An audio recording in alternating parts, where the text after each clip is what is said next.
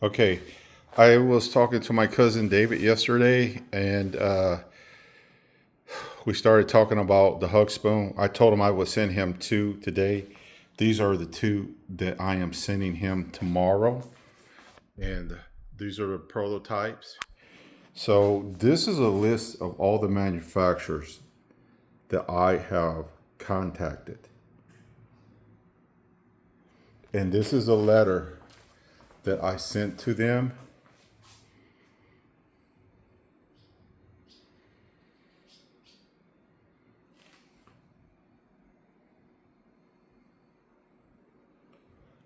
And these are the prototypes, ones for restaurants, soups and cereals, and chilies.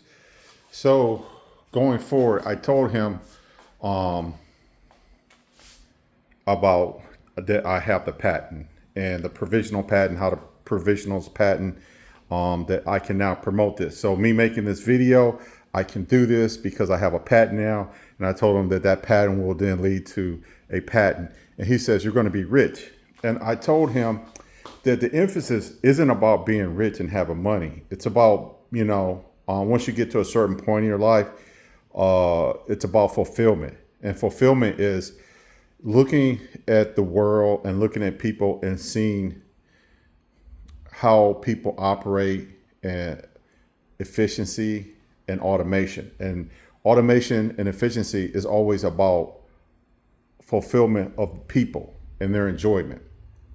So I told him how this project would work. I told him that the hug spoon, if successful, how that would lead to the tandem car, to Eden, and then to the kitchen, and then to rockets and space stations. So I will try to take my time and get it all in this one video, and go through everything and try to be a little bit thorough this time.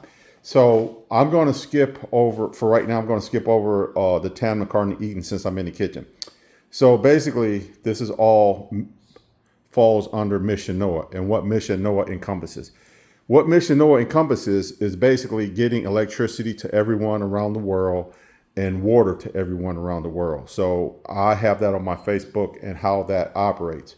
So Mission Noah basically is a water. It started with the water pipeline grid. So the water pipeline grid is if you look at every continent, and this problem affects everybody on the planet, even America. So if you look at every continent around the world, everybody always lives on the coastline or lived on the coastline. The reason why they lived on the coastline is because that's where the water is. So they do studies, and the studies have proven that people gravitate toward water and they gravitate toward light. Well, on the coastline, it's easier to survive. You have water, the water evaporates, it grows crops, and the creator, God gave us redundancy. The redundancy is if your crops fail and you're on a coastline, you can fish. People have always done this in the past. If your fish fail, you can shoot fowl out of the sky, birds. If you can't find birds, then the game is also like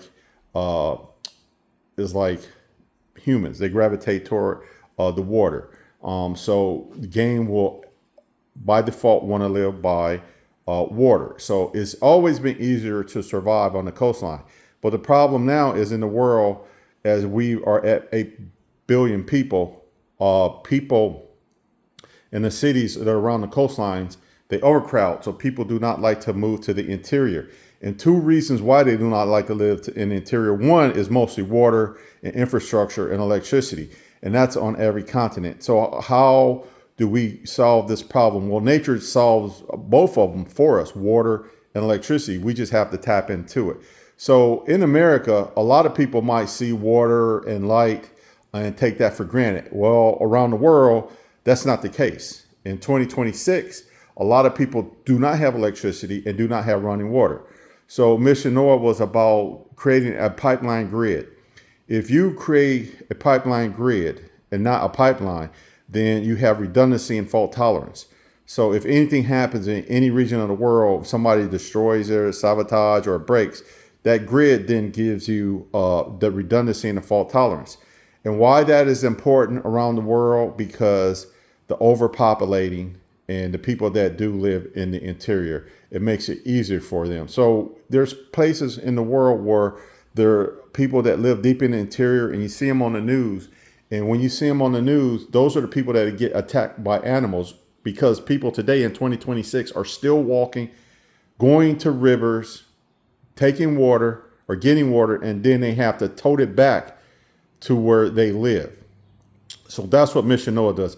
And why this pipeline grid, and I put emphasis on this, is because people say, well, who's going to pay for it? Who's going to build it? Well, I like to bring in the Romans and the Mayans. So what we learned from the Romans is that they built aqueducts. But what people do not realize is how vast those aqueducts were. Those aqueducts were equate to 6,000 to 8,000 miles. So if you go across north and south and east and west in America, if you run a pipeline from the east coast to the west coast, that's 2,000 miles. And if you go south and do the same thing, that's 2,000 miles. And if you go north and south, that's 1,000 miles. And you go further out west, and go north and south, that's 1,000. So that's 6,000 miles of aqueducts that the Romans already built, and they did it without bulldozers or modern machinery, and they didn't have pumps. Well, today we have all that equipment and pumps. And so the water pipeline grid, in the day with issues that exist around the world, you can control droughts, you control floods, you can control forest fires. If you had a grid and there's a forest fire, you could just open it up and that will control the forest fire. Then when you have droughts, people can get water anywhere in the world. And then when you have floods, you can control and disperse that water. And then a lot of times as people say, well, we can purify the water. We can, but nature solves that problem. When it rains, if we collect the rainwater and store it, then we don't have to purify or desalinate it. We can still filter and purify it, but we don't have to desalinate it. The desalination process is that when you take a gallon of water and you desalinate it, well, when you take water to get 1 gallon of water, after you desalinate salt water, for every gallon of water that you desalinate, it leaves 2 gallons of brine. And that's a concern of what do we do with that brine. So if you collect the rainwater, then you do not have to salinate it. All you have to do is filter and purify it. Nature solves that problem. So the other problem now is with electricity. People around the world do not have electricity like we do in America. They call our electricity white electricity. Their electricity is yellow electricity, because they don't always get it. There's countries in the world where other countries have power plants and they're on ships. They pull in, and when they pull in, they hook up to their infrastructure and provide them electricity. Well, when they can't pay them, those ships disconnect and they take off and they have no electricity. Well, when you look at wireless electricity, if you look at a Tesla coil and you have nodes and a Faraday cage, one thing going forward for research and development is to be able to build capacity storage systems and nodes around the world strategically where lightning hits. So this is where nature solves this problem too. Nature produces an abundant supply of electricity whenever you have a lightning strike. And those lightning strikes, they have certain areas where they constantly strike and hit certain areas. Well, if you build nodes around the world, and if we work on building capacity systems, then those capacity systems, we can store electricity if we can get to that point. It's like a Tesla coil and a Faraday cage. So that's one thing what this would probably evolve into. So the two main things of Mission Noah is the water pipeline grid and wireless electricity around the world. So now I'm going to go back into the kitchen. So going forward, I would like to, from this, spawn into the refrigerators and the cabinets. So every refrigerator has a shelf and every cabinet has a shelf. So those shelves would be on a spring mechanism. Inside of every shelf, those spring mechanisms would reach down to a scale. So every time you open up a cabinet or refrigerator, you have a barcode inside of there. So it will scan everything that you take in and you put out, and it'll automatically know the weight of everything. So once you tie that to AI, it'll automatically keep track of all your ingredients, know what you have when you're down to the last millimeter or ounce.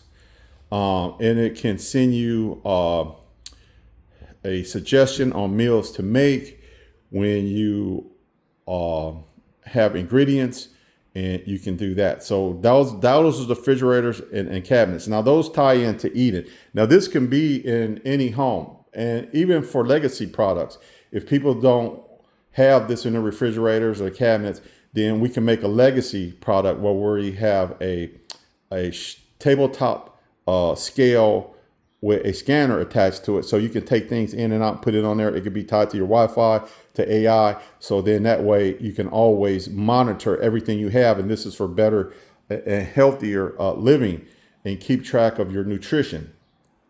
So basically that would be in Eden. So now with Eden is the autonomous RV. So the autonomous RV, basically at the top, I would have a rail going around it, and it would have a robotic chef. The robotic chef would basically come over to here, your stove, hang down and cook any meal you want. It's tied to your refrigerators, your cabinet. It knows what you have. It can get whatever you want and make whatever you want. That would be in the home and also in Eden. So it will pull double duty. So on the rail, when it's done cooking, say for example, you're inside your Eden RV. When you're in your Eden RV and you decide to take a trip, that trip, say you get a call or you're going to leave work on Friday night and you're going to go down to Miami, and you get a call and somebody calls you and say, hey, there's going to be a wedding. And you're like, I don't have a dress and we don't have a tuxedo. So Eden would move from the stove over in your RV to your Tailor and Seamstress station. It can make any article you want to wear, a tuxedo, a dress, and any fashion statement you want to make. It could make that. Then you say, well, I don't have a hair. I can't get a haircut, or I can't get my hair done. So it will move over to the barber and seamstress station. And the barber and seamstress station, it would do your nails, cut your hair, and get your hair done. And then if you're way out, you have a medical emergency, it would move over and could move over to an EMT station. So that's with Eden. Now, Eden, what I would like to do, I've been studying, looking at electric cars. I see their charging port on the sides and in the back, but they don't have them in the front and the middle. So this is an anxiety that people have, or fear that they're going to run out of a charge and they're not going to be able to get a charge, because right now they either have to tow your car or have a generator, run it and get your charge. But I noticed that electrical vehicles do not have a charging port in the front and the middle. I think Eden and all vehicles should have a port in the front, in the middle, and in the rear in the middle. So if you pull over front or back, you don't have to turn your car around and orientate it to the direction of the car. You could just pull up in front or back, and you could connect to that vehicle and offer them a charge. And they can even pay for the charge. So it wouldn't even be a free charge. You can do it through Zelle, whatever it is. Zelle will keep track of it, can charge them, or you can just donate it to them. So that is the limitation that electrical vehicles have, the charging port, and they can't charge other vehicles. Ford and Tesla can hook up to your home, and I think they call it V2V. They can charge your home and run it in case of a power outage, but they can't stop over and do like AC to DC or DC to DC charging. So that's what Eden would be. But Eden would also, what I would like to do with Eden with the autonomous RV is have multiple pods where they can all connect together. So with all these pods connected together, they would all be able to drive. But what they would do is they would augment each other, and they would do like dissipate the power usage. They would all have on the roof, they would have solar panels, and it would keep them charged and going.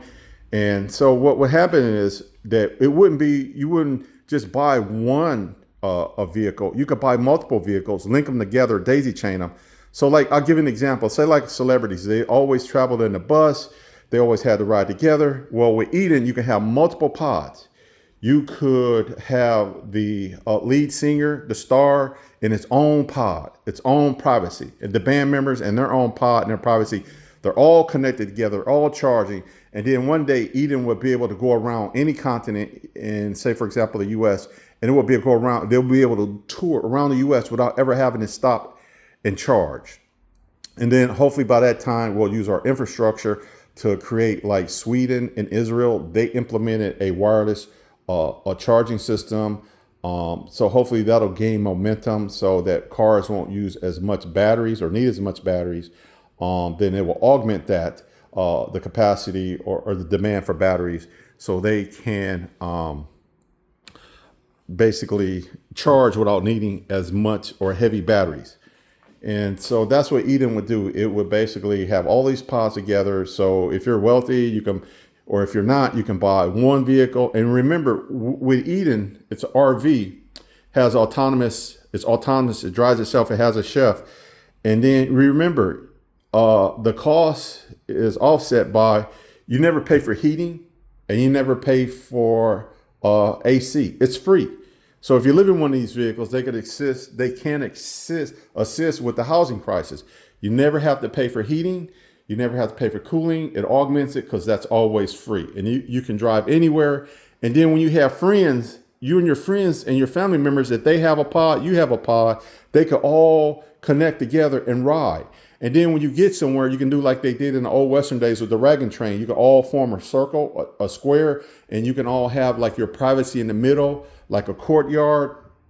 So with Eden, there's a lot of possibilities. So people would always be like, constantly moving. They would be dynamic. They would be happy. So that's what Eden. So now with Eden, we'd have the Tandem Car. The Tandem Car will augment Eden.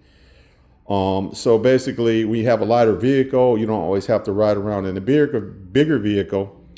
And I think this would basically make people a lot more happier going in the future because it'll keep them moving. They'll be happy. So I'm just trying to, a lot of thoughts are running through my mind. I'm trying to gather all these thoughts because they're all trying to rush in. So then why the tandem car and why America needs a tandem car? For one, the things that exist, the current problems that exist now. So if you do a Google search, you'll see that more people die on the highways every year than all the American soldiers that were in Vietnam that died combined. That's a lot of fatalities. You really don't hear about it. It's hard to fathom that. So the American cars have always been heavier vehicles, and they're getting even heavier with electric cars. An electric car now weighs more than, on average, an SUV. So with a tandem car will be lighter. It won't require as many resources. And if we ever are successful and it transitions from the current cars to a much lighter car and you have Eden, then you won't have as many fatalities. Because if you do a Google search will show you that 80% of the commuters are single drivers. And so now, one thought that just popped in my mind I'd like to get back to about the wireless electricity. So the power plants, when you have power plants, and those high power plant transmission lines go to your substations, 80% of that electricity is wasted. And a lot of them do run up and down the highways. So if we could find a way to tap into that and use that as a part of our wireless system, that should help us become more efficient. And that way that power doesn't get wasted. And then we could also use that power to put in and to defrost the roads and heat them up. And that way we don't have to use salt, because that's a problem going forward. And why electric cars spontaneously go into combustion and catch on fire. A lot of it is going to be for like the batteries, because if you take two like lithium ion batteries and you rub them together, if you rub them fast and hard enough, like rubbing two sticks, you'll create friction and it catch on fire. So the problem is our roads with the current cars and how inefficient they are, and the weight. So the weight actually creates a lot of damage on the roads, and we're going to have to do better with roads and the weight, because we cannot have electric cars. I believe we cannot have electric cars in the condition that exists today with bad roads. So that is a problem there that would have to also be worked on. So that's one reason why we need the tandem car. So the tandem car would be lighter. We won't use as much batteries. It'll be more efficient, and then that will augment Eden. So with Eden and Tandem and how it will operate as a life-sustaining system, it would need communication device. So it will be like a cell phone pretty much. So in the event that you need to monitor these devices, they monitor you, they can do things with you and your family and program things for you and your family. That mobile communication device, I would, if possible, offer it for free for every tandem car in Eden. So I'll give you an example of like the tandem car. So until the hug spoon gains momentum, and I would use that income to start on this project. So like I said, when you get older, it isn't about getting rich and having money. It's about fulfillment. And that fulfillment is doing things like this that brings much happiness and joy into people's lives. So here is a letter that I put together about the whole project of Mission Noah and what it encompasses. I'll go slow in case anybody wants to read it.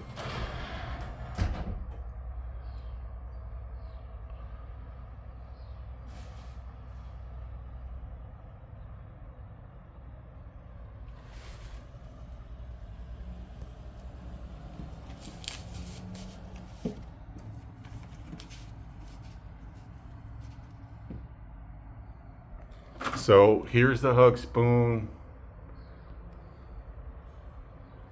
This is one of the letters that I sent out for China that came back. And these are 2 letters there. So if the hug spoon, that project would then evolve into the tandem car. So the tandem car, here is the basic prototype that we'll be working on and building up.